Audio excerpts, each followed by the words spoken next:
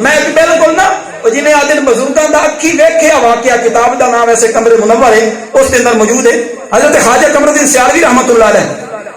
آپ نے نا ایک بندے نو ویکھیا اس دا چہرہ جڑا سارا جلے ہویا توجہ ہے سارے دی سبحان اللہ پیارے بھائیاں سارے دی توجہ ہے خواجہ صاحب نے ایک بندے نو ویکھیا اس دا چہرہ سارا جلے ہویا ہے خواجہ صاحب نے فرمایا آخر کہ تہاڈا چہرہ جڑا جلے ہویا ہے سڑے ہویا کی وجہ ہے اس بندے عرض کیتی حضور اگر کوئی عام بندہ تے پوچھدا تے میں نہ دسدا پر تساں پوچھیا میں تانوں عرض کر رہا دس رہا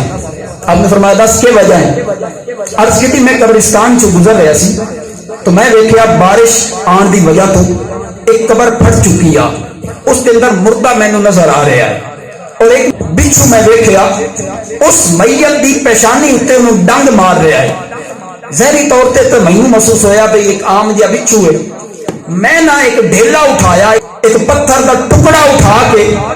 میں وہ بچھو نو ماریا تاکہ مر جائے تو میت تکلیف تو بچ جائے تو فرماتے ہیں جدو میں یہ ماریا نا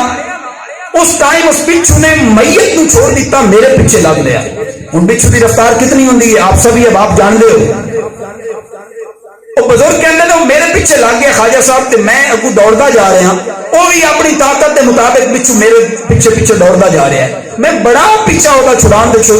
کوشش کی پیچھا چھٹ جائے کہ میرے مگروں لے جائے دور ہو جائے میں تو لیکن کوئی نہ ہوگا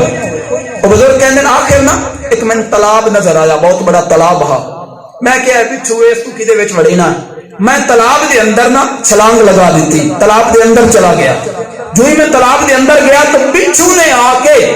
ایک لمحے واسطے اپنا منہ اس تالاب دے پانی اندر رکھیا ہے او دے رکھن کی دیر سی فرماندن سارا پانی انگلن لگ پیا ہے اور جو ہی انگلیا صرف چہرہ نہیں سارا جسم جل گیا ہے جلدی نال باہر نکلیا اور تا مینوں کچھ نہ کچھ بچت ہوئی اور اج میں جلے ہوئے چہرے دے نال تا تواڈے سامنے آ گویا کہ وہ سمجھ رہا سی کہ اے جڑا بچھو ہے دنیا دا بچھو ہے حالانکہ وہ جہنم دا بچھو ہے اس واسطے پیارے دوستو جدوں ایک بچھو دا جڑا ڈنگ ہے یا اس دی زبان دے اندر جڑی اگ دی تپش ہے